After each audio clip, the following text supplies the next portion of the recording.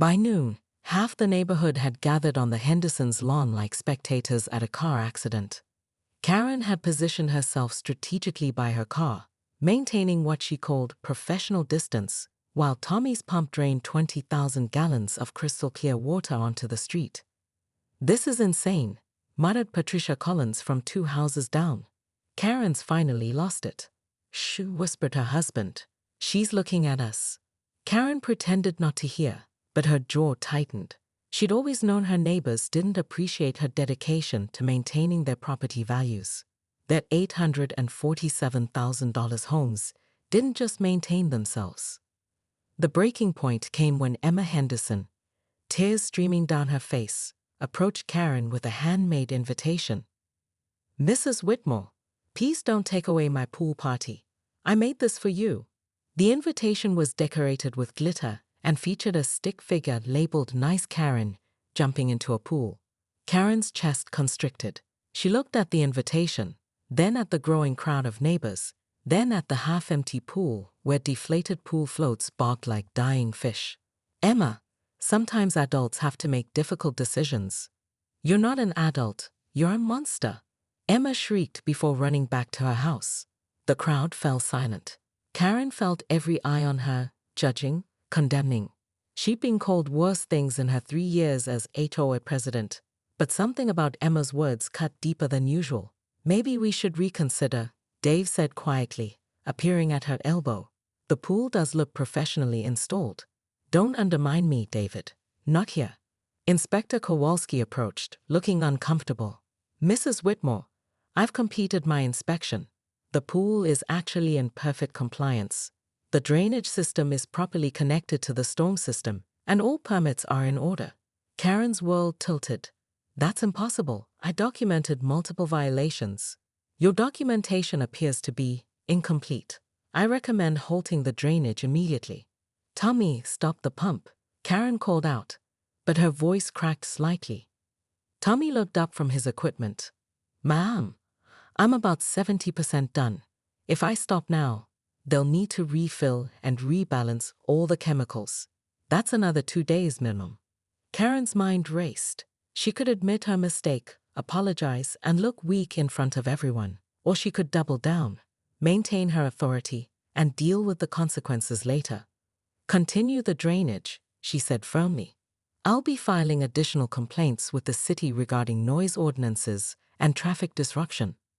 The crowd erupted in boos and angry shouts. Someone threw a water balloon that splattered against her car. Karen's hands shook as she climbed into her Honda Civic, ignoring Dave's pleading looks. As she drove away, she caught sight of Emma Henderson in her rearview mirror, standing in her empty pool like a little girl surveying the ruins of her dreams. That evening, Karen sat in her home office, surrounded by HOA binders and municipal codes, searching desperately for any regulation that would justify her actions. Her phone buzzed continuously, angry texts from neighbors, resignation demands from board members, and one message from her sister in Phoenix. "Saw the video on TikTok. What the hell, Karen?" Video. Karen's blood went cold as she opened social media. #OhKaren was trending locally. 47,000 views of her standing stone-faced, while a little girl cried about her ruined birthday party. She poured herself a large glass of wine and stared out at the Henderson house, where Mike and Sarah were working by floodlight, pressure washing the empty pool and trying to salvage their daughter's birthday. Maybe she'd made a mistake.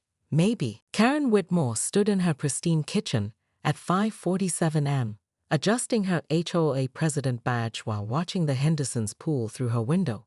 The annual Maple Grove summer kickoff party was tomorrow, and that pool, that unauthorized pool, was about to become her masterpiece of enforcement.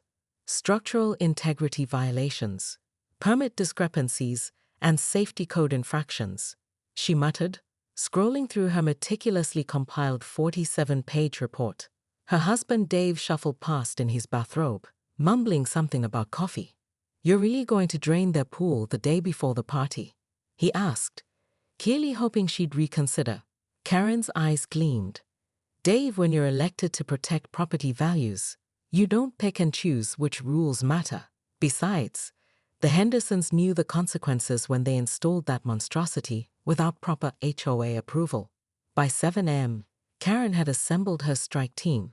Municipal Inspector Bradley Kowalski, who owed her a favor after she'd helped him catch the Jenkins family's illegal chicken coop, City Water Department Supervisor Janet Mills, fellow HOA board member from Sunset Hills, and her secret weapon, contractor Tommy Ritchie, whose truck was already parked outside the Henderson property. "Ma'am, are you absolutely sure about this?" Tommy asked, hefting his industrial pump. "The Hendersons seem like nice folks. Their kid's birthday party is tomorrow." "Rules are rules, Tommy. The Henderson pool violates Section 4.72 of our community guidelines regarding water feature installations. Plus, I have documented evidence of improper drainage affecting my prize-winning roses." The first sign of trouble came when Sarah Henderson emerged from her house in her yoga pants, coffee mug in hand, looking like she'd rather be anywhere else. "Karen, what's going on? Why is there a truck in my driveway?" Karen straightened her shoulders, clipboard clutched like a shield. "Sarah, I've filed a formal complaint with the city regarding your unpermitted pool installation. Inspector Kowalski is here to oversee the immediate drainage and removal." "Removal? Karen, we got approval from the HOA board 3 months ago. You signed off on it yourself." The words hit Karen like a slap. She remembered that meeting. She'd been distracted by the Zimmerman's fence dispute, and she'd approved multiple items without her usual scrutiny. Her face flushed red. That approval was provisional. "Upon further review, your installation violates multiple codes." Sarah's husband Mike appeared, still in his pajamas. "Karen, our daughter's birthday party is tomorrow. 20 kids are coming. We've been planning this for months. I understand your disappointment, but community standards must be maintained." Inspector Kowalski cleared his throat. "Mrs. Whitmore, I've reviewed the documentation. The pool appears to meet all municipal requirements. I'm not sure I can authorize."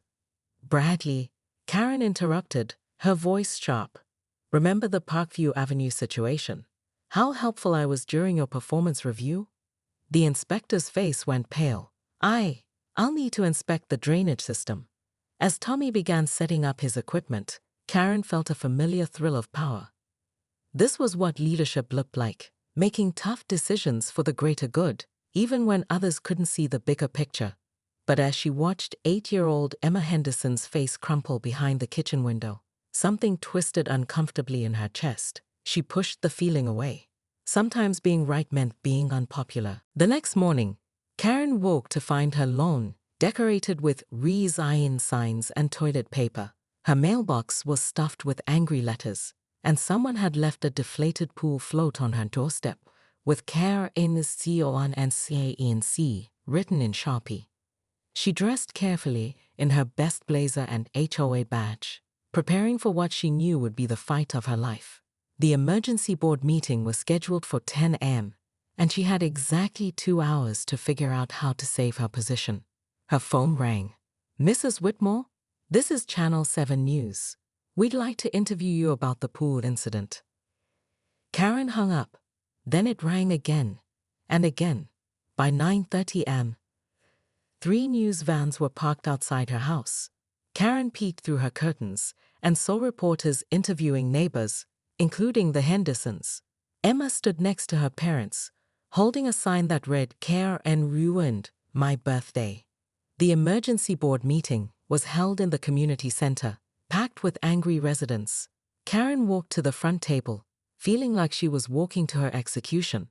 "Before we begin," she said, her voice steadier than she felt, "I want to address yesterday's events." "You mean your complete abuse of power?" shouted someone from the back. Karen raised her hand. "I made a decision based on what I believed was in the best interest of our community. Upon further review, I acknowledged that the Henderson pool installation was properly permitted and installed." The room erupted in angry voices. Karen waited for quiet, then continued.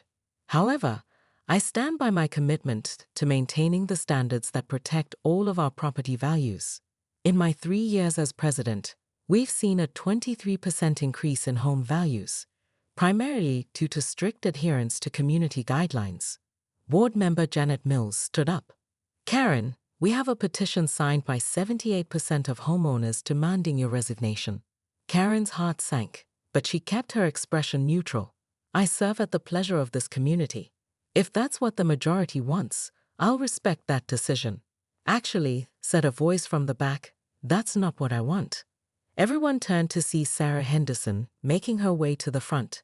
She looked tired but determined. Mrs. Whitmore made a mistake. A big one. But she's also the reason our streets are spotless, our landscaping is beautiful, and our property values are through the roof.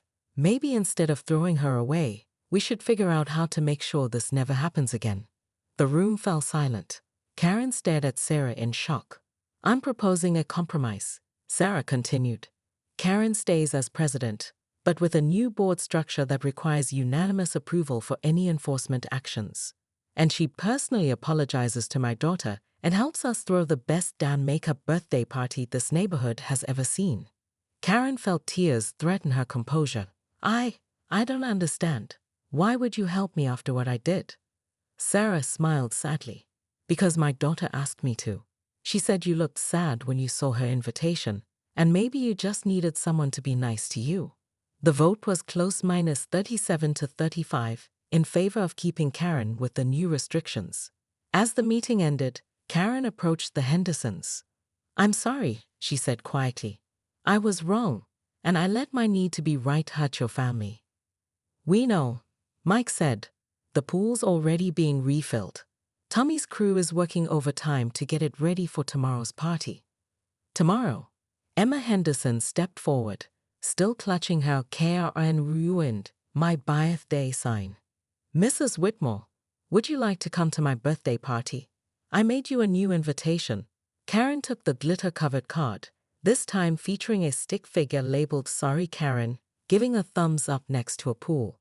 As she walked home, Karen noticed Mrs. Patterson trimming her hedges without a permit. 6 months ago, she would have marched over with her clipboard and measuring tape. Today, she just waved and kept walking. Her phone buzzed with a text from an unknown number. Saw the news. Impressive turnaround. We should talk. Regional HOA Coordinator, Sunset Properties. Karen smiled grimly. Apparently, her reputation was spreading beyond Maple Grove. She deleted the message and headed home to plan a birthday party that would make one little girl forgive her.